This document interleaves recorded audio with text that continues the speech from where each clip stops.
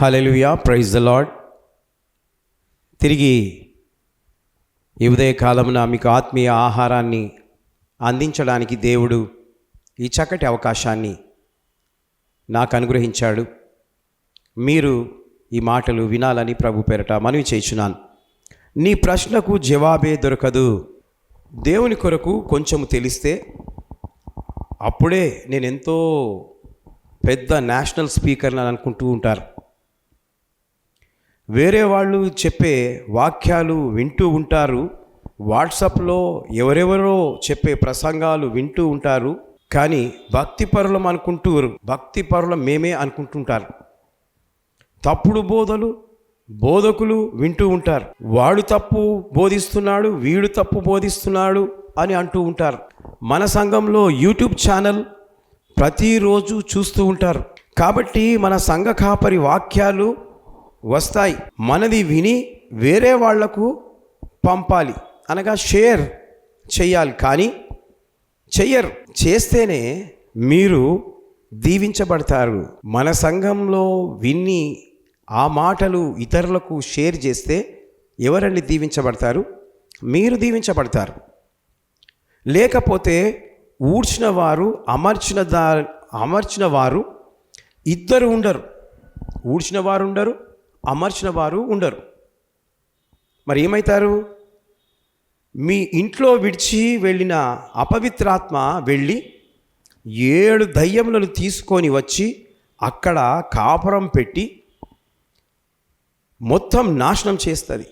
ఎవరు? సాతానుడు. నాశనం అయ్యేది వెంటనే తెలియదు, వెంటనే రాదు. ఈ కొంతకాలం తర్వాత ఏ విందుకు ఇలా అయిపోయిందో అని అనుకుంటుంటారు. ఎందుకు ఇలా అయిపోయింది? అంత మంచిగా జరుగుతుండేది, అంత మంచిగా కడుతూ ఉండేది, ఎందుకు ఇలా జరిగిపోయింది అని చెప్పుకుంటూ ఉంటారు. అప్పుడు చేతులు కాలినాక ఆకులు పట్టుకుంటే ఏమి లాభం? అవునండి, చెప్తే వినరు. నష్టమైన తర్వాత, అపాయం వచ్చిన తర్వాత అప్పుడు అయ్యో ఎందుకు ఇట్లా అయింది, ఇప్పుడు ఎట్లా అని అనుకుంటూ ఉంటారు. అదే సామెత, చేతులు కాలినాక ఆకులను పట్టుకుంటారంట. ఆకులు పట్టుకుంటే బాగా అవుతుందా? బాగా. ఆ విధంగా ఉన్నారు మనుషులు.